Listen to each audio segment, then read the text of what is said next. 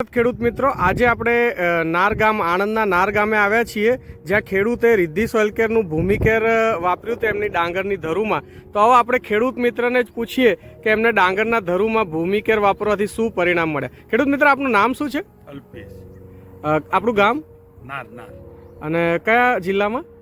આણંદ. આપણે કઈ ડાંગરની વેરાયટીનું ધરું નાખ્યું હતું? શ્રી 101. અને એમાં તમે રિદ્ધિ સોઇલ કેરનું ભૂમિકેર વાપર્યું, તો એમાં તમને શું અનુભવ લાગ્યા ભૂમિકેર વાપરવાથી?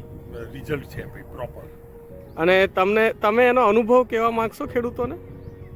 કે ભૂમિકેર તો સારામાં સારું છે, એ જ વાપરો. ધરુવાડિયામાં બેસ્ટ. અને તમે જે ધરું ઉછેર્યું શ્રી 101, તમારું એવું કેવું હતું કે એનું ધરું ઉછેરવું બહુ ટફ છે, પણ આ વખતે તમને એવું કંઈ લાગ્યું એમાં ભૂમિકેર વાપરવાથી? મુશ્કેલી પડી જ નહીં. અને મેં 20-5નું ધરું છે. તમે જોઈ શકો છો કે 20-5નું ધરું છે. અને તમને એમાં શું ફરક દેખાણો? આટલા વર્ષોથી ખેતી કરો છો આપ, તો આ વખતે તમને શું ફરક દેખાયો? બહુ જ ડિફરન્સ છે. ઓકે, તો ભૂમિકેર વાપરવાથી તમને આ બધા ડિફરન્સ મળે છે, તો ખેડૂત મિત્રોને તમે શું કહેશો કે વપરાય કે નહીં? વપરાય છે. અને ધરુમાં વપરાય ને બીજા બધા પાકમાં પણ વપરાય.